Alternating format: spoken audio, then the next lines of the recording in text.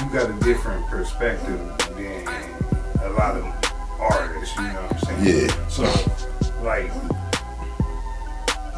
is there any time that you was using drugs that, you know, you was thinking about your talent? All the time. I never stopped writing. I mean, you know, and I wrote the best songs sober, but I wrote some cold-blooded shit intoxicated. Do it feel right singing in the songs now? Yeah, it do, because it's a remembrance of some shit I went through, some real painful times that I went through. Even if they was dark times, the songs brought the light, and it helped somebody for the shit that I went through and the shit that I wrote. You know, it could help somebody if they hear that shit. You know, I might sing one of them songs and shit. It'll help somebody who's going through what I went through. Yeah. You know, and that's what I'm here for, man. Right now, God still got me here because I've also been shot 4 times, once in the head. You know, I also been shot. I got shot out of Phoenix, Arizona. I laid out there twice. I got shot in Tennessee 2 years ago. Shot and robbed because I'm still in the streets. I know I'm selling dope and doing a bunch of bullshit. You know what I'm saying? I'm getting high. You know, and I'm seeing more money than I've ever seen in my life. And out of town? Yeah, and I got shot and robbed. They robbed me, stole my Benz, all this shit. You know, and they almost killed me. And right then and there, man, and then I caught some cases there. You know what I'm saying? But I ain't allowed to go back there never again. Thank God. I don't want to go back there because that was the most traumatic time ever. You talking about trauma? That whole 2 years of experience in Tennessee was so traumatic. It was overwhelming, man. And I'm proud to God, so happy to God, grateful God got me through and got me home. And ever since then, I just wanted to change my life, man, and walk a peaceful walk. Because that chaos is a bad motherfucker. Chaos is the root to all evil. Money is not. Chaos is the root to all evil. Chaos and confusion, you know. And yeah. Right now I'm living peaceful, man. And that chaos is not a part of my life. You know, and I just feel real good. You man, know? think like I think about this. Like you said, you was your mama's only son. Only son, only kid, only kid, only child. So, like, when you pop back up on the scene, like I seen it, you know, I noticed, but like, if you would have died, and when you was out of town, and what you used to Tennessee. Yeah, if I would have died, yeah, it would have been detrimental, man, because my kids, I got 3 kids. I got an 8-year-old daughter, you know what I'm saying? She was like 4 at the time, 5. I got an 8-year-old daughter. I got a 26-year-old son and a 28-year-old daughter. My daughter, you know her because she is a DNA clone of me when it comes to singing and the way she acting. You know, in the street, she is definitely me. Her name is Lasia Baby. You know what I'm saying? Bag Lady Lay. You know, she sing R&B and shit. You know what I'm saying? She nice. She up and coming. She right. She is my clone. I've been teaching her how to sing before she can even talk. And you know, she writing and she doper than me. She's got to put the work in. She ain't doper at putting the work in than me when I'm dead serious about my shit. But you thought about that, you know what I'm saying? Man, the hell yeah. I was on the stretcher. Yeah. I called on the cell phone. I kept blacking out. I called on my cell phone while I was on the goddamn gurney and called my ex-wife and told her, tell Vi that I love her. I think I'm gonna die. Dude, hung the phone up. And they ain't hear back from me for 10 days after I got out the hospital. I made it through. Yeah. Real talk. Yeah, that's all I was thinking about was my kids. And you know, what's gonna be, man, I gotta make it back to my kids. And, you know, so yeah, that was that. But I didn't do no music. That was during the pandemic. And that was a dark time for me because I wrote no music. I wrote one song. I wrote no music. Did no music. Didn't go no studio that whole time. You ain't had your outlet. No, and I didn't. I was stuck in the goddamn dark side. I was stuck in that shit. And my mind was stuck in that so-called, what they call the trap. I was stuck in that whole environment, man. It was dark. But I was able to bring some light to some people through that, you know, to shine some light to show them what love and blessings is about. Because with me, that's what life is all about, love and blessings, man. Killing jealousy, hate, spite, envy, that's some weak shit. You know, that's hater traits, and I don't have none of them. Yeah. You know, a lot of people, you know, rooting for me still to this day. Whoever know me is to know me, you care about me. I just put that on Facebook today. If you know me, you probably care about me. And I told them, guess what? I care about you too. And they know this because I'm that type of person. I always been to give the shirt off my back type motherfucker. I remember my homeboy, I ain't gonna say no names, his mom and them was fucking up just back in like the 80s. My granddaddy had bought me like 10 pair of pants for school, Levi's. And I gave him like 6 of them motherfuckers. Because he ain't had no school clothes, you know what I'm saying? And that's my dude. And then when he ended up coming up, he ended up selling dope and coming up and shit. He broke bread back with me, bought me Jordans and shit, because my granddaddy wouldn't, no matter how rich my granddaddy was, he would never buy me no Jordans. Talking about he ain't paying no $100 for gym shoes. Yeah. I ain't buying no goddamn gym shoes, no $100, goddamn it. You know what I'm saying? But that's you know, a lesson in itself. On everything. Hell yeah, man. But yeah, man, so I did that 3 years. I got back out. And I started doing my music again. You might remember this movement. I had to pray for us and all that. I had a video, the songs. I'm selling CDs. I'm selling shirts. I made a DVD. I'm really putting all my effort and all my strength into the music, because I had wrote some dope ass shit again when I was there. I said, I got to get this shit out, man. Yeah. The people need to hear this shit, man, because my struggle can be somebody's inspiration, man, through the music. Yeah. I got that kind of music. Yeah. You know, real shit. You know, that's the kind of shit I got, that uplift shit to make me like, damn, I can do it too. If he been through that shit. So where I'm at right now today, I'm back at it. I'm able to pull myself out the fire again, man. Come back king, bounce back king. You know what I'm saying? I'm able to really be free from all the binds that was holding me back. And right now, I'm just writing some shit, man. I've been writing some hits. I recorded like 4 songs in Columbus. Two of them gonna go. 2 of them, but I want somebody else to do them. I don't want to do the shit. I want to place them, because they those type of big songs that I just did, man. And God gave it to me while I got a clear mind.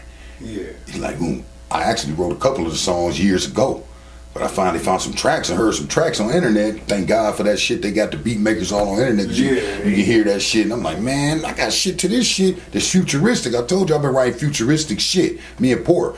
Yeah. We always wrote together and made music together. We've been writing futuristic shit forever, man. And remember the guys, they my homeboys, Marcus and them, and Damon and them, they got signed by Too Short. I don't know if you remember this. Yeah, they had a group, it was called Al Block. Yeah. Okay, they got signed. They went down there. They was our homeboys. They was mixing with our group too when we was singing. They used to sing too. Yeah. You know, before they was rapping. And so they came back and said, man, we just got signed, man. We got a deal, Too Short. Fuck what kind of deal it was, what they did, but they got signed. They was like, man, look here. If y'all go down there, man, y'all be rich. They always told us this. They like, me and Port, y'all be rich. Because y'all dope as fuck. They told us this. Y'all need to go down there. We weren't brave enough, man. We scared to death, lazy and trifling. Just want to hang around the town and do the bullshit that we normally do. You know, and, you know, that's been the story of my life. That's been the story of Port's life. That's been the story of Ray Stone's life, and everybody else who gets stuck in Toledo in the trap and don't want to fly and really go chase their dream. When you don't chase your dream, man, that motherfucker gonna die eventually, or you gonna die around this motherfucker, because it's fucked up, and you always gonna be wrapped up in the bullshit instead of the real shit that you need to be wrapped up in, you know? Yeah. You know, and I lost a lot of friends, man, to that shit, to the streets, man. Jay Rush. Yeah, Jay Rush is my dog. Yeah. Jay Rush is my homeboy. That's my guy. I seen him on the show, and you know, we talk regularly about music, about life, and period. You know, I've been down to some hard, tough times, man, when I was on the road, on the run, and all this shit, or if I was just fucking up. And guess who was there for me every time? Jay motherfucking Rush. And you can put that on wax right here on this video. Yeah. That's a real good friend of mine. Beyond the music. That's a guy I care about, and he care about me. You know, Sean Kane. I know Sean Kane, I'm gonna say this again. Sean Kane started singing because me and Port was singing, and you can ask him that too. Because I lived on the east side, remember? Yeah. I was doing shows first and all this shit, singing, running around singing. You know, I ain't saying I'm the actual reason he started singing, but I was a motherfucker that started singing before him. He saw us, so I'm sure he wanted to. He might tell you that. You know what I'm saying? I actually wrote a couple songs with Sean Kane when he got his deal. I was in the penitentiary. They never got to get to him all the way. You know, Sean Kane is Sean Kane. He's my dude, but, you know, he is what he is. He's a diva. You know? That's my dog, though. He a diva, though. He a bad motherfucker. You know, that's my dude. And, yeah, he was a little younger than me, so he started singing, too, over there. You know what I'm saying? On the east side, but I was singing before them. Yeah. So I am a pioneer as far as that, and motherfuckers look to like, man, see, people been doing that shit forever. Why ain't he never been on? Why ain't this? That ain't my calling to be on, man. My calling is just to write a hit song and get it placed to get my kids through, man. Cause I got 2 kids, man, and they awesome. 3, even the little one, they all doing music. Yeah. All of them. And they doper than I could ever be. What a dream then branched off now. Yeah. It's branched off. You know, there's still some shit out there for me to do, but I don't care about me. Yeah. All I care about is the next generation. And not even just my kids. Whoever. I'm always looking for students. And, you know, I'm also always looking for students to help them master their craft. You know. Man, that you touch on that. I had some younger guys in here, and they basically don't believe in OGs of music or like the people that, or they just didn't have it. You know what I'm saying? Yeah. Yeah, like touch on that a little bit. Like they look to people because it's a lot of selfish people around here to do music. You know, as far as OGs. And they stuck, and they don't get students and up under them. You know, CJ Mack is my music brother. We are one when it comes. We ain't doing music together nothing now, but he doing him and I'm doing him. I done wrote several songs with CJ Mack that people done heard. You know what I'm saying? That's my little bro when it comes to music. He coded what he do. I'm coded what I'm do. That pen, I'm impeccable. And that's where it starts at, youngsters, with the pen. Y'all ain't got no OGs because ain't nobody never sat down with you and showed you how to construct a real song and not a recreational rap. You know, but all right, so one of the things they said it was like the OGs don't come to us and be like, look, we can teach you this. Exactly, that's what I was just saying, and because they being selfish. But me, I am that. I reach out. When I see motherfuckers on the internet, I reach out to them, youngsters. I'm like, man, you dope, wooty, wooty, boom. You know what I'm saying? Let me get with you. You know, I can show you a few things that might help your shit even be doper. Okay, looking back on your career and life, if you could tell an upcoming artist anything right now, what would it be? It would be to take your shit serious and be a professional and don't take it as a game or recreation. Show up on time to your studio sessions. Practice before you go to the studio. Practice your shit and have your shit down so you ain't wasting time. Wasting engineers' time, wasting your fucking money. You know, and just wasting your talent. And don't veer off the path. If you want to do music, do music. I know it's tough to stay out of the streets and do this, stay connected. Stay focused on your dreams. Stay focused on your team. You got a team. And don't think that the streets ain't going to be there all the time. That shit going to be there. So they're going to be there whenever you want to go back to it. That music dream ain't always going to be there. Trust me, because your time will come and go. Look at me, I'm down there 50, I'm 47 years old.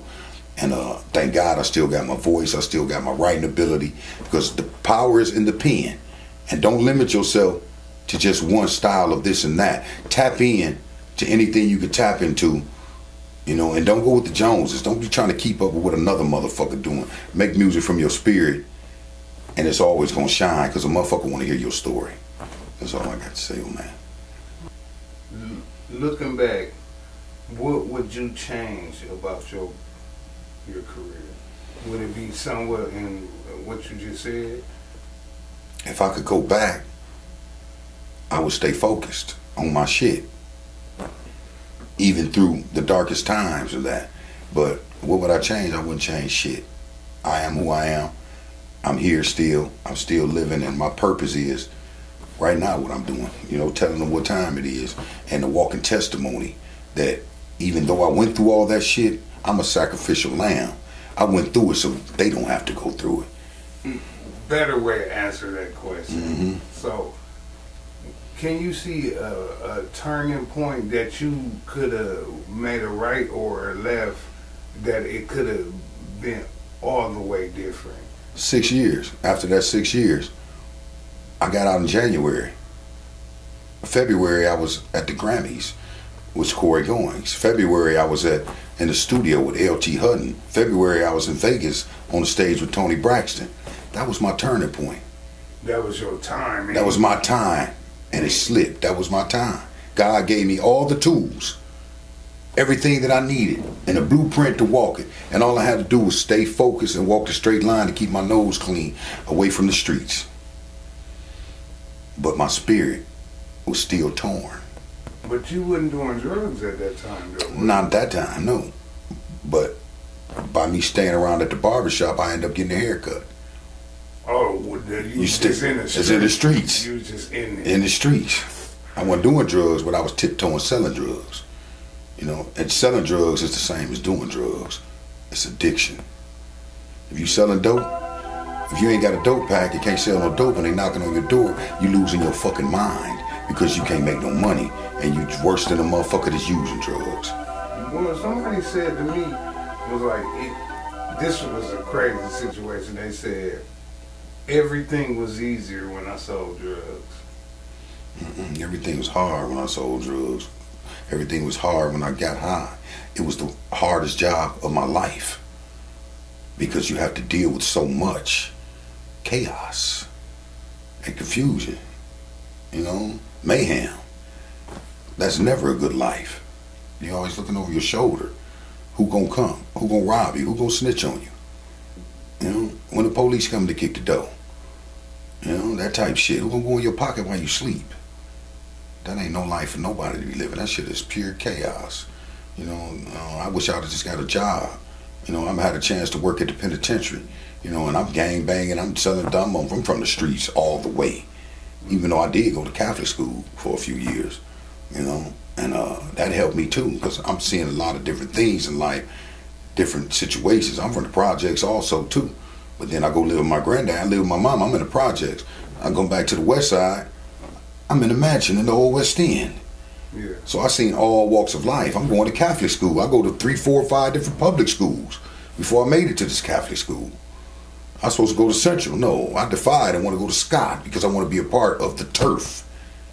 Yeah, you want to be in the scene. I want to be on the scene and be seen and be heard. You know what I'm saying? And I want to be playing football for Scott. You know, I like the band. I want to do that. You know, I want to be around the hoes. You know. So if you think about it though, that could be your drug all your life. It was. It was never about the drugs with me. Yeah. It was about the scene and wanting to be seen and be on the scene and just the whole excitement of the neighborhood. Music is the same thing. Yeah. You know, playing football is the same thing. All that. All that. And you know, but just the drugs and all that shit, that's the negative side. Well, no, I'm talking about playing football is that same rush. Yeah, it is because it releases the dopamine from the brain the same way. Just like right now I'm sober. When you get on stage. Yeah, oh, it's the rush of ever. Yeah, it's the best. I just did a show in Columbus. I ain't did a show in a while, in a few years, right? Yeah. And I did a show in a couple years. I performed in Atlanta a couple times. I was just living there. I've been everywhere, man. I was living in Atlanta. I did a show there, and for me to be back on that stage, it's like riding a bike. I'll never forget because I've done so many shows ever since I was a kid, you know. And that's another thing, man. If you out there doing music, you got to have a stage presence, man, to connect with the crowd. Because remember, again, I told y'all you didn't come to see them. They came to see you and see what the fuck you gonna do. So it's always good to show out, man. If you write music, man, if you don't feel that shit, throw that shit in the garbage because that shit trash. Because it don't mean nothing. Because if it don't mean nothing to you and you can't feel it, don't just be making raps. Be making raps. Don't be just writing songs. Be writing songs. You know, it got to mean something, man. That's what me. I learned that from Michael Jackson. I heard him say that in an interview one day with Oprah. He don't like it. He throw it in the garbage because he don't feel it. You know what I'm saying? I'm a historian of music, man. You know, I like shit from the 70s and shit and all that, all the way through the 90s. Jodeci was my favorite group. You know, I like that type shit. I like the Manhattans. You know, I like Marvin Gaye. I like Michael Jackson. In these 2000s, I like Chris Breezy because he's the most complete artist I ever seen in my life. He can do anything he want to do all the time. And I like Drake. He the best ever. It ain't never been a better motherfucker than Drake, ever.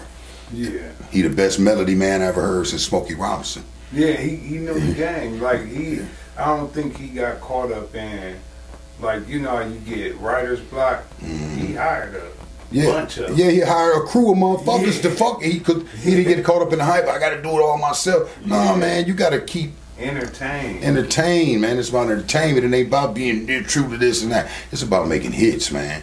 So, do you think the music business is dead? No, I think it's more bigger than ever because it's so wide open for a person to be themselves and own their own shit, to own their own publishing. Because the internet can make anybody famous. That TikTok shit and all this shit. I'm just not learning that the internet is the way. And you know who started that shit? Soulja Boy. Tell him. He is the pioneer of the internet. He the first motherfucker that ever got money off the internet. You know, Soulja Boy. Tell him. Woo! I respect the Soulja Boy. He opened that internet wave up to where motherfuckers promote themselves through the internet. If you got something catchy, like right now I got a country hip hop song, catchy as a motherfucker. They pressuring me. You know, the people I fuck with is pressuring me, the people to do it myself. Because it's that kind of song to where I can still do it. I don't give a fuck if I was 100 years old. It's that popular, the song is that catchy. But no, I want to push it off because I just want the money, man. Because I want to invest in my kids and other artists and push them through and give them a door. The dream didn't change. Exactly. Look, everything, like you said. Yeah, you know, remember that song, Old Town Road? You know, Lil Dude? I got a song better than that. Facts, because it's original. It's not a copycat. You feel me? Everything I ever wrote is not a copycat. You know, and that's a problem with a lot of these rappers too. Let's get to that. They copycatting off another motherfucker and riding their way, and they ain't being original. I heard a few original motherfuckers, and I like them. I buy them to him. Lil Black Mike, he original. That's my homeboy son, Smith Park Mafia, Big Mike Smith Park, his son. He original. You know what I'm saying? There's somebody else I heard original too, man. I mean, I can't think right now, but that's just the first thing that come to mind, Black Mike. I like that little dude. There's a couple more motherfuckers, I don't really know their names, but I know their music when I hear, my homeboy Uncle Tone from Southside. That's my bro. Yeah. His son, T.Y. 187. Totally original, bad motherfucker. And they know how to write songs. They got the talent. And they blessed. And they got that new wave shit. But that new wave shit ain't nothing but the old shit from the 90s. Because they 90s babies. So anybody who doing music right now is from my generation. But they got their generation too. Yeah. You know what I'm saying? Because they writing shit like the 90s and they coming back sampling 90s music and shit. Putting it in their shit because that's what they know. They was made to this shit. Well, you just said it that the people that's doing music, sons doing music. Exactly. And that's where it's coming from. It's trickled down. My kids doing music. And they doper than me. They dope as me, but they doper than me. Yeah. You know, and all I got to do is keep them on the straight. Be there for them. Be available for them. When your parents is available for you to talk to, you don't have to talk to the motherfucking streets. You don't have to talk to the drugs. You don't have to talk to the violence because you got somebody there to talk to, your uncle, your mama, your daddy. But ain't nothing like having your mama or your daddy, either one, to talk to anytime you need. And for me to be where I'm at in life right now and been through what I've been through, you know, my kids told me, all of them, all three of them, I'm so proud of you, Dad, for everything you've overcome and been through, man, and still be here, man, and really be here for us right now when we need you the most. And that's all I care about. I could die tomorrow, but I want to leave some generational wealth before I do. That's the key. Well, everything been put in front of you, like the vision, like you had to be this way. Exactly. For they don't have to be that. Yeah, for they don't have to be that way. Yeah. You know, they don't have to go through what I have to do. Been through as I sacrifice. They don't have to go to the penitentiary. They don't have to get shot up. They don't have to get high.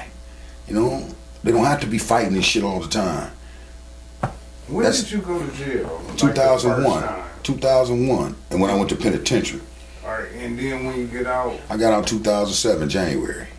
And then you stayed out for? 20 months. I went right back. I got out January 2007. I went right back in 2008 for 3 more years, 36 more months. So, all that together, what was the biggest change, shock to you, there in the world when you got out? How they was killing and shooting. How the guns came into more play and the fists went away. You know, when the manhood and the agenda they pushed on, you know, the feminine agenda, you know, to make men more soft and make the women more tough. Yeah. You know what I'm saying? Systematic racism at its best. You know what I'm saying? And how the neighborhoods were so gentrified.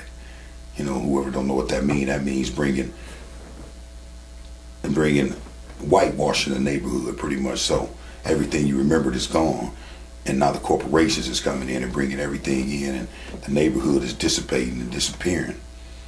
You know, so the roots of the family is even more broken, and they out some pulling, getting you out of here, breaking you up.